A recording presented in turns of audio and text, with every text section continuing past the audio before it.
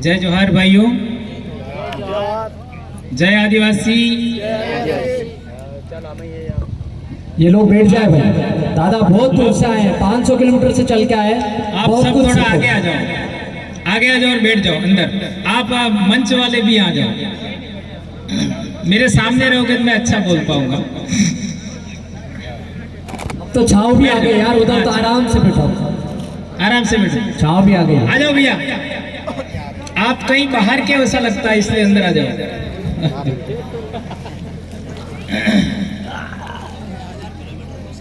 बैठ जाओ।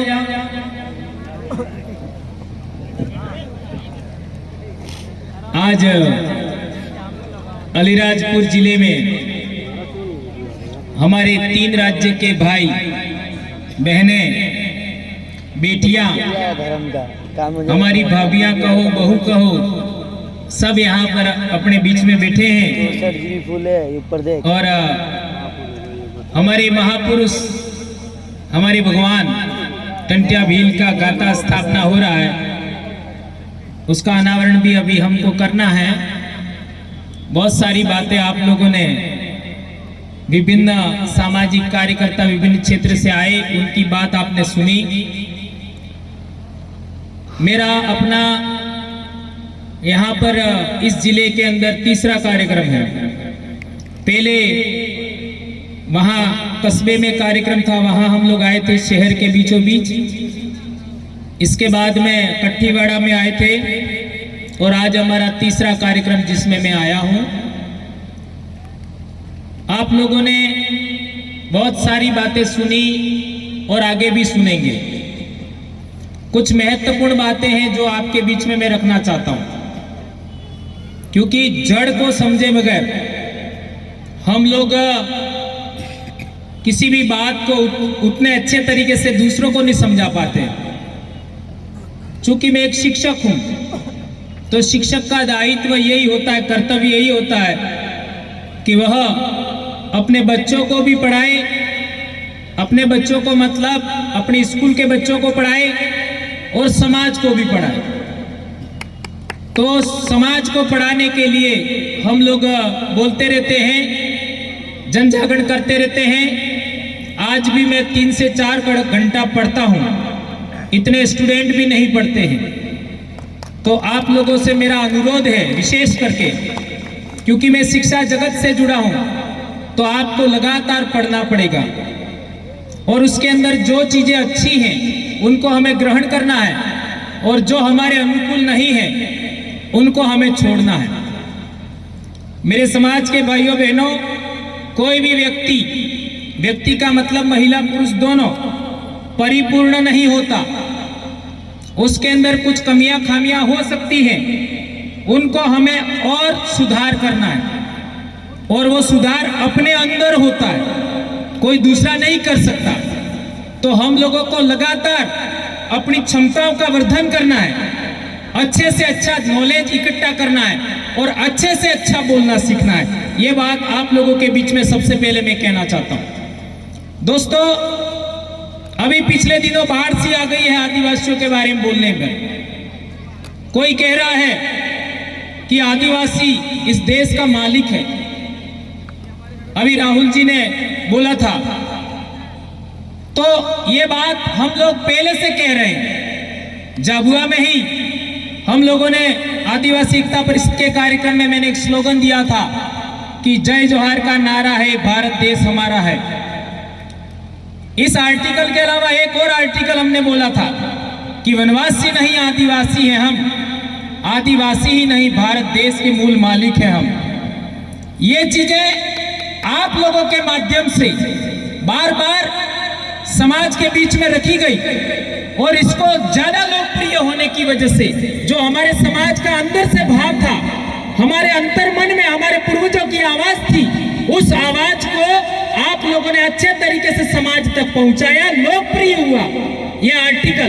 तो आज की तारीख में सबको बोलना पड़ रहा है। सभी बोल रहे हैं। और एक दिन आएगा जो नहीं बोलते वो भी बोलेंगे। जो वनवासी बोल रहे हैं ना वो भी बोलेंगे।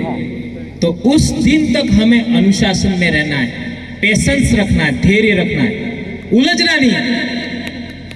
मैं बार बार कहता हूं, पिछली बार भी मैंने पाताल पानी में बोला था भेद नीति की बात। हमें आदिवासी बनाम आदिवासी नहीं होना है। यदि आदिवासी आदिवासी से लड़ने लग गया तो दूसरे लोग कामयाब हो जाएंगे। ये बात ध्यान रखो। आदिवासी बनाम आदिवासी यदि हम हो गए तो दूसरे लोग कामयाब हो जाएंगे। तो क्या आप लोग दूसरों को कामयाब करना चाहते हो कि आदिवासियों को कामयाब करना चाहते हो? आदिवासियों को कामयाब करना चाहते हो तो हमें आदिवासी बनाम आदिवासी नहीं होना है, नंबर 1। दूसरी बात, आदिवासी क्या है? आदिवासी का जब डेफिनेशन पिछले दिनों राहुल जी ने भी बताई, क्या बताई? इस धरती में पहले रहने वाला मालिक, ये बात बताई थी। और हम पहले से जानते हैं कि आदिवासी का मतलब पहले से रहने वाला। लेकिन मेरा यह सवाल है, कब से रहने वाला? ये कोई नहीं बोलता है। कब से रहने वाला? तो आप बताइए, कब से रहने वाला? भारत के अंदर एक बात चलती है, क्या चलती है? कि अफ्रीका से भारत के अंदर 65,000 साल पहले लोग आए थे। तो क्या 65,000 साल पहले अफ्रीका से आए थे, क्या हम उनके वंशज हैं? ये बड़ा सवाल है, ये कोई नहीं बोलता है। तो आप लोगों का क्या मानना है कि 65,000 साल पहले जो अफ्रीका से लोग यहां आए थे, क्या हम उनके वंशज हैं? नहीं है, नहीं है। तो फिर आगे का क्या एविडेंस है, ये हमको जांचना पड़ेगा। अभी मध्य प्रदेश में नर्मदा घाटी में हथनोरा गांव में होशंगाबाद, जो नर्मदापुरम कहते हैं, वहां पर जो इंसान की खोपड़ी मिली, जिसको नर्मदा मानव कहते हैं, वो इस दुनिया में, इस धरती पर सबसे पहले पुराने, सबसे पहले इंसान का खोपड़ी है, जिसको कहते हैं होमिनिड। होमिनिड की खोपड़ी है, इंसान जैसा। तो वो किसका था? किसका था? किसके वंशज, किसके पूर्वज का था? ये समझना है। वो 65,000 साल से पहले का है। इसी तरीके से मध्य प्रदेश में ही नरसिंहपुर जिले में भीमबेटका, ये भीमबेटका शब्द भी हमारा नहीं है, वहां पर जो इंसान ने चित्रकारी किया, शैल चित्र बनाए, वो भी 65,000 साल से पुराने हैं। वो किसने बनाए? वो भी हमारे पूर्वजों ने बनाए।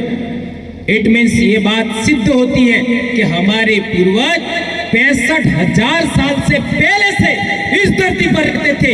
इस धरती का मतलब भारत भूमि पर रहते थे। यही बात हमारे साबरमती एरिया, साबरमती नदी के इलाके में, हमारा राजस्थान में कोटड़ा लगता है, और गुजरात के अंदर खेड़ ब्रह्मा इलाका लगता है, वहां पर भी ऐसे अवशेष मिले, उससे भी ये बात प्रमाणित हुई। तो अब दूसरी बात आई, 65,000 साल पहले लोग आए, वो कौन थे? ये जांच करने का विषय। मैं अभी इसके बारे में कुछ नहीं बोलूंगा। अब सवाल पैदा होता है कि सिंधु घाटी सभ्यता है, वो 3,500 साल पहले थी। कितना साल पहले? 3,500 साल पहले। इट मीन्स वो लाखों साल के बाद में लगातार इंसान विकसित होते होते होते होते सिंधु घाटी सभ्यता तक खेती बाड़ी और पशुपालन और नगरों का विकास हुआ। ध्यान रखिए, खेती बाड़ी, पशुपालन और नगरों का विकास हुआ। और सिंधु घाटी सभ्यता में टेक्नोलॉजी भी विकसित हो गई, व्यापार भी विकसित हो गया था। उस जमाने में भी कई सारे लोग भारत में नहीं आए थे। वो कौन थे, ये जांचने का विषय। इसके बाद आप इतिहास देखते हो तो पूरी दुनिया के अंदर जिसको हम धर्म कहते हैं, धर्म को मानने वाले लोग हैं, वो भी भारत में नहीं आए थे। धर्म को मानने वाले लोग पहली बार भारत में आए हैं 516 ईसा पूर्व के आसपास। 516 ईसा पूर्व के आसपास जो धर्म मानने वाले लोग हैं वो भारत में आए हैं, और हम उससे पहले रहते हैं, इसलिए हम धर्मपूर्वी संस्कृति को मानते हैं, ऐसा हम कहते हैं। तो 516 ईसा पूर्व और ये 2000 कितना साल हुआ, 2500 साल पहले। 2500 साल पहले धर्म को मानने वाले लोग भारत में आए थे, और वो कहां से आए थे, ईरान से आए थे। क्या प्रमाण है, तो ईरान में उस समय में जो हखामनी वंश था वो दुनिया का सबसे पहला राजतंत्र था। राजतंत्र का मतलब होता है राजा का बेटा राजा, राजा का बेटा राजा, उसको कहते हैं राजतंत्र। वो राजतंत्र 2500 साल पहले ईरान में पनपा था। उस वंश के राजा एक तो साइरस और दूसरा दारा, जिसको डेरियस भी कहते हैं, वो भारत में आए थे। उनके शिलालेख पर जो वहां पर मिले 3 शिलालेख, इसको बेहिस्तून, नक्शे रुस्तम और पर्सिपोलिस कहते हैं, उस पर लिखा हुआ है, प्रमाण है कि वो लोग भारत में आए थे। उस जमाने में 3 इलाकों के नाम है उस शिलालेख पर। एक है सिंधु घाटी, उनको कहा है हिदू, और दूसरा सतलज घाटी, उसको उन्होंने कहा है शतगु, और दूसरा गांधार का इलाका, उसको उन्होंने कहा है गदर। यह पहला प्रमाण है दुनिया के इतिहास में, किसी ने भारत के बारे में पहली बार लिखा है, और वो भी शिलालेख पर लिखा है। यह पहला प्रमाण है। इसलिए सुप्रीम कोर्ट कहती है कि हिंदू ज्योग्राफिकल नाम है। ये बात ध्यान रखनी होगी, ये सांस्कृतिक नेम है। जी जी, ये सांस्कृतिक नाम है। अब सवाल पैदा होता है कि उसके बाद के अंदर, उसके बाद में हमारे देश में कौन आता है, सिकंदर आता है। सिकंदर के भी प्रमाण मिले हैं, उन लोगों ने लिखा है, उन लोगों ने लिखा है। और सिकंदर का ही सेना करता था सेल्यूकस, उसका राजदूत था मेगस्थनीस, उसने भी किताब लिखा इंडिका, उसके अंदर भी लिखा हुआ। उसके बाद में आप देखेंगे भारत के अंदर तो आते हैं आपके इंडो ग्रीक लोग, इसके बाद शक लोग आते हैं, इसके बाद पहलव लोग आते हैं, इसके बाद में कुषाण लोग आते हैं, इसके बाद के अंदर हूण लोग आते हैं, इसके बाद तुर्क लोग आते हैं, इसके बाद अरब और मुगल लोग आते हैं, इसके बाद अंग्रेज लोग आते हैं। तो अंग्रेज लोग तो चले गए, दूसरे लोग यहां मौजूद हैं। ये बात ध्यान रखनी होगी। तो हम पीड़ित किससे हैं, किससे हैं पीड़ित? हम उन लोगों से पीड़ित हैं जो इंसान को गैर बराबरी के आधार पर स्वीकार करता है, और आदिवासी बराबरी के आधार पर स्वीकार करता है। आदिवासी संगठनों के अंदर गुटबाजी होती है, आदिवासी संगठन टूट जाते हैं, वो गैर बराबरी के आधार पर किसी को ऊंचा किया जाता है, किसी को नीचा किया जाता है, तो अब संगठन टूटता है। अध्यक्ष की कही हुई बात सभी लोग स्वीकार नहीं करते, क्योंकि वो क्या समझते हैं, अध्यक्ष ऊंचा हो जाएगा, मैं नीचा हो जाऊंगा। ऐसा होता है कि नहीं होता है? ये बात ध्यान रखनी होगी। इसलिए हम लोगों ने आदिवासी जो परिवार का जो कंसेप्ट बनाया, उसमें सभी लोग बराबर, सभी लोग बराबर, कोई छोटा नहीं, कोई बड़ा नहीं, ये कंसेप्ट बनाया। इस वजह से हमको सफलता मिली, अनुशासन कायम हुआ। तो आप लोगों से भी मेरा अनुरोध है कि उसी कंसेप्ट को हमें पकड़ना पड़ेगा, जयस को उसी तरीके से रीजनरेट करना होगा, पुनर्विकसित करना होगा, यह मैं कहना चाहता हूं। इसके लिए बात सुनाई आपको। अब दूसरी बात, वो लोग कैसे काम करते हैं? एक आदमी ऊंचा है, इसके नीचे दूसरा थोड़ा नीचा है, इसके नीचे तीसरा नीचा है, और इसके नीचे एक और नीचा है। ऐसा हम लोगों को ऐसी व्यवस्था नहीं बनानी है, हमको ऐसी व्यवस्था बनानी है, सभी लोग बराबर। ये बात आप लोग ख्याल रखेंगे, ऐसा मैं आशा अपेक्षा करता हूं। तो जब भारत के अंदर खेतीबाड़ी का विकास हुआ, पशुपालन का विकास हुआ, उस जमाने में क्या हुआ? बहुत बड़ी बीमारी मैं बता रहा हूं आपको, अच्छे तरीके समझिएगा। जब भारत के अंदर खेतीबाड़ी विकसित हुई, पशुपालन विकसित हुआ, उस जमाने के अंदर एक बहुत बड़ा बदलाव हुआ। क्या बदलाव हुआ? खेतीबाड़ी करते हो, पशुपालन करते हो, तो थकान लगती है कि नहीं लगती है? लगती है नहीं लगती? लगती है ना?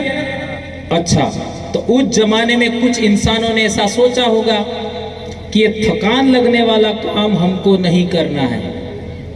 ये बहुत टेक्निकल बात बता रहा हूं, ये समझ गए तो बहुत सारी बीमारी आदिवासियों की खत्म हो जाएगी।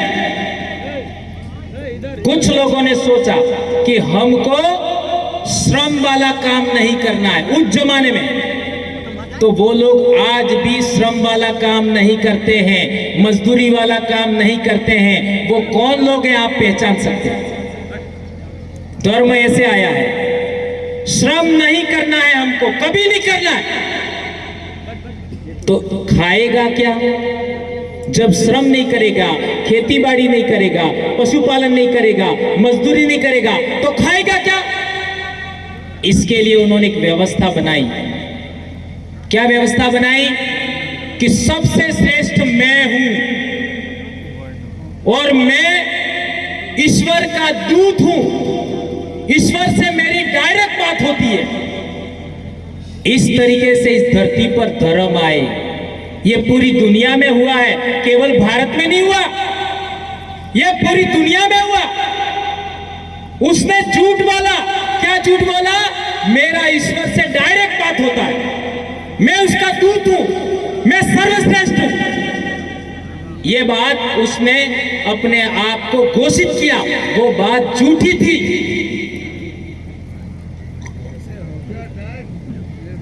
इससे क्या हुआ? जो सच बोलने वाले लोग थे उनमें विभाजन हो गया। ध्यान रखो, आदिवासी आज भी सच बोलता है, और आदिवासी हारता क्यों है? सच बोलने की वजह से हारता है। तो इसका मतलब क्या है? कि हमको सच नहीं बोलना है, बोलना है। लेकिन झूठ बोलने वाले लोग कौन कौन हैं, उनको निष्प्रभावी करना है, तभी आप सफल होंगे। यह बात समझना है। तो झूठ बोलने वाले लोगों ने धर्म का विकास किया, यह बात ध्यान रखनी होगी। फिर क्या हुआ?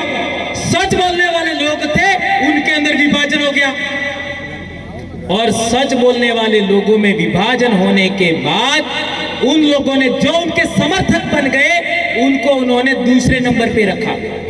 ध्यान रखो, पहले नंबर पे नहीं रखा, दूसरे, तीसरे, चौथे नंबर पे रखा। इस तरीके से हमारे देश के अंदर वर्ण व्यवस्था और जाति व्यवस्था आई, और धर्म, जाति व्यवस्था और वर्ण व्यवस्था के बगैर धर्म नहीं है, और आदिवासी जाति व्यवस्था और वर्ण व्यवस्था में नहीं आता है। यह हमारे 8वीं की किताब में पढ़ाया जाता है। जो वर्ण बाह्य है, जो जाति बाह्य है, उसको आदिवासी कहते हैं। और हम लोग क्या करते हैं? हम लोग भी वर्ण बाह्य स्वीकारते नहीं अपने आप को, हम भी जाति बाह्य अपने आप को स्वीकारते नहीं है। वर्ण बाह्य होने के लिए, आपका वर्ण को मानने के लिए, जाति को मानने के लिए ऊंच नीच जरूरी है। ध्यान रखो, बहुत इंपॉर्टेंट बात कह रहा हूं। ये वर्ण व्यवस्था और जाति व्यवस्था हमारे पूर्वजों की देन नहीं है, उनकी है, जो धर्म को मानते। तो वर्ण और जाति के लिए क्या जरूरी है? ऊंच नीच जरूरी है। कोई ऊंचा है, कोई नीचा है, छुआछूत जरूरी है, इसका बनाया हुआ खाना खाना है, इसका बनाया हुआ खाना नहीं खाना है, इसके साथ शादी करनी है, इसके साथ शादी नहीं करनी है, ये ऊंचा है, ये नीचा है, उसका हाथ का पानी नहीं पीना है। ये जाति व्यवस्था और वर्ण व्यवस्था का जहर है।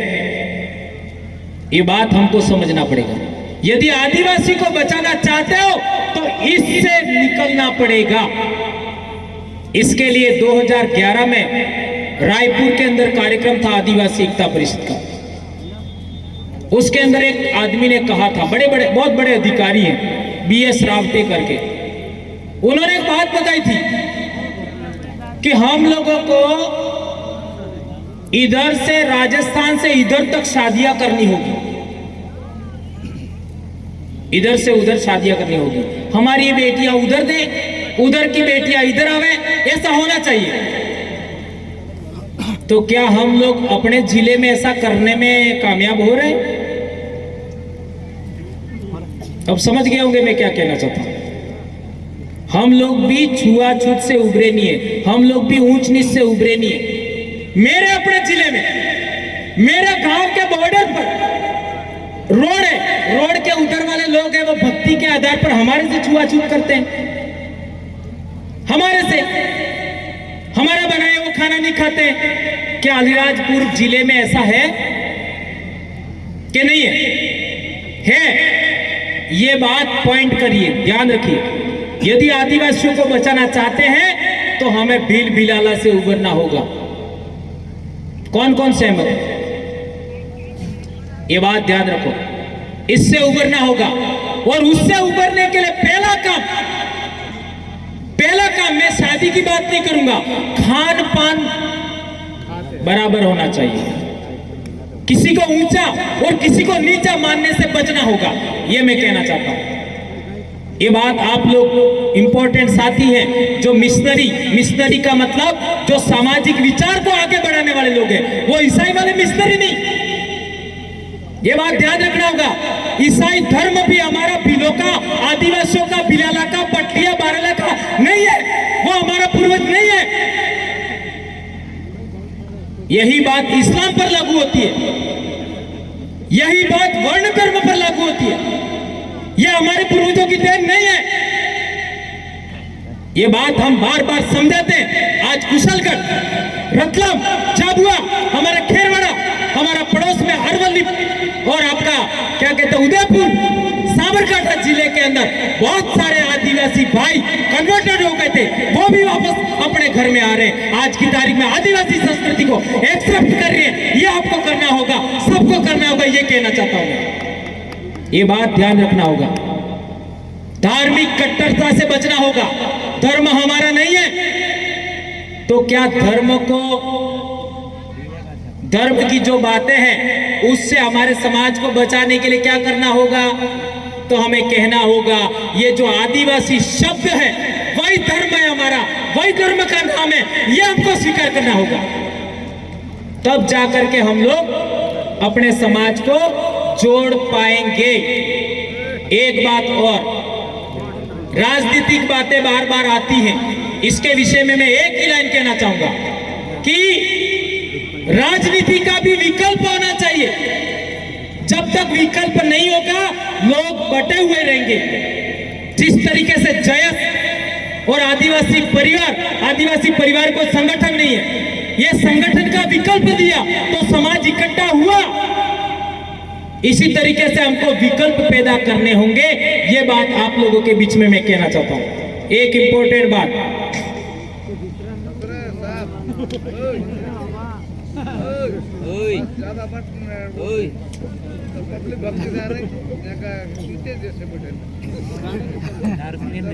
एक इंपॉर्टेंट बात, सबसे पहले हमारे एक साथी ने बोला था जल जंगल जमीन, ठीक है? तो पहले जमाने में इतिहास हम पढ़ते हैं तो लोग किला बना के रहते थे। अलीराजपुर में भी किला होगा, है ना? किला बना के रहते थे। तो हमारे पूर्वज किला बना के रहते थे क्या? ये बात बहुत टेक्निकल है, समझना। हमारे लोग वो किला बना करके अपने आप की सुरक्षा करते थे, सुरक्षित होते थे। तो हमारे लोग कैसे सुरक्षित होते थे? कैसे सुरक्षित होते थे? जंगल के सहारे, पहाड़ के सहारे, बराबर है। वो लोग किले के माध्यम से या प्रिविलेज प्राप्त, विशेषाधिकार प्राप्त, ये बात आपको समझ में आई नहीं आ रही मुझे नहीं पता, लेकिन मैं जो कहना चाहता हूं समझिएगा। वर्ण व्यवस्था और जाति व्यवस्था को मानने वाले उनके द्वारा संरक्षित लोग थे वो अलग थे, और जंगल के सहारे संरक्षित लोग थे वो अलग थे। इसलिए हमारे पूर्वजों ने लड़ाई लड़ा, वो जल जंगल जमीन के सहारे लड़ाई लड़ा। तो हमारा भगवान कौन? इसको भी मैं कई बार बोलता रहा, हमारा भगवान किसको कहेंगे? जो जल जंगल जमीन के लिए लड़ा वो हमारा भगवान, ये कहना होगा। तो हमारा भगवान कौन हुआ? बिरसा मुंडा, जल जंगल जमीन के लिए लड़ा। टंटिया बिल किसके लिए लड़ा? जल जंगल जमीन के लिए। वो हमारा पूर्वज, हमारा भगवान हुआ। इस तरीके से हमें बातों को समाज के अंदर बोलना चाहिए, प्रचार करना चाहिए, ये बात मैं कहना चाहता हूं। दोस्तों, बातें बहुत सारी है, लेकिन हमारे एक दो साथी और बोलने वाले हैं। मैंने एक इंपॉर्टेंट बात बताई, उस पर मंथन करिए। जो विचारशील लोग हैं, ये पचना इतना आसान नहीं है, समझना इतना आसान नहीं है। श्रम करने वाले लोग और श्रम नहीं करने वाले लोग, ये दोनों कभी एक नहीं हो सकते। कैसे? मांस खाने वाले लोग और मांस खाने वाले जानवर और घास खाने वाले जानवर, दोनों का हित एक नहीं हो सकता। ध्यान रखो, घास खाने वाले जानवर मांस खाने वाले जानवरों के बगैर जिंदा रह सकते हैं, घास खाने वाले जानवरों के बगैर मांस खाने वाले जानवर जिंदा नहीं रह सकते। इसी तरीके से श्रम करने वाले लोग, मजदूरी करने वाले लोगों के बगैर मजदूरी नहीं करने वाले लोग जिंदा नहीं रह सकते, लेकिन मजदूरी करने वाले लोग नहीं मजदूरी करने वाले लोगों के बगैर जिंदा रह सकते हैं। इसलिए आप लोगों को, जो लोग नहीं मजदूरी करते हैं, उनके संगठन से बाहर निकलना होगा। जो लोग मजदूरी नहीं करते, उनके धर्म से बाहर निकलना होगा। जो लोग मजदूरी नहीं करते, उनके राजनीतिक दलों से बाहर निकलना होगा। और जो कमेरा जातियां हैं, श्रम करने वाली जातियां हैं, उनको अपना संगठन बनाना चाहिए, उनको अपना आदिवासी धर्म बनाना चाहिए, उनको अपना बलबूते पार्टी बनाना चाहिए। ऐसा मैं कहना चाहता हूं। ये बात आप लोगों को कितनी पची है, मुझे कोई फर्क नहीं पड़ता। मैं डॉक्टर हूं, मैं समाज का डॉक्टर हूं, तो मैं डॉक्टर हूं इसलिए मैं दवाई ही देता हूं, ठीक है? आप लोग इस दवाई को पचाए होंगे, ऐसी मैं आशा करता हूं, अपेक्षा करता हूं। और आप लोगों ने हमको यहाँ बुलाया, ये बातें हमने बताई, उस पर आप बार बार गौर फरमाइएगा कि क्या ये बातें मैंने सही बोली थी। यदि सही लगे तो समाज में प्रचार करिएगा, आगे बढ़ाइएगा। धन्यवाद। कुछ बात मेरे द्वारा गलत हो गई होगी, माना कि मैं बोलता नहीं हूं, लेकिन माना कि गलत हो गई हो तो मैं आपका ही भाई हूं। हमारे पूर्वज भी धार जिले से गए, राजस्थान, और उधर वाले लोग भी इधर आए हैं, है ना? तो हम लोग भाई हैं, हम लोग बहनें हैं, तो आप लोग माफ करिएगा। धन्यवाद। जय जोहार, जय आदिवासी, जय भील प्रदेश, जय भारत। जोरदार